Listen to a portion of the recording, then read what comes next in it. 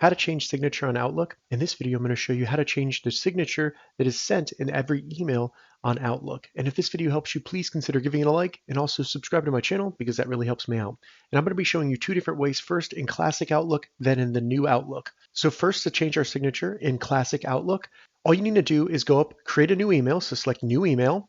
Once the new email has been opened, simply select Insert, and then you'll see Signature. Select the drop-down and then select Signatures. If you have other signatures here, just select the bottom one for signatures. And then from here, we can start creating signatures. So go ahead and select a new one, give it a name. You can add in who this is from with your phone number or whatever you want. Select Save. And then after that, you can choose to make this the default for new messages and replies, things like that.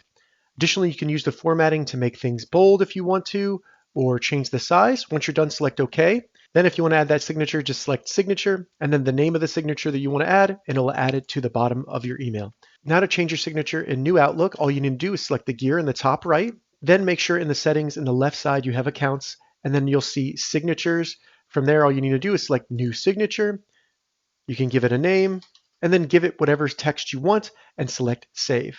You can then set this as the default for new messages or replies and forwards, just like we did in Classic Outlook. Make sure you save it, and then when you go to create a new message, that will be added as your signature. And that's how you change signature on Outlook. If this video helped you, give it a thumbs up, and please consider subscribing to my channel.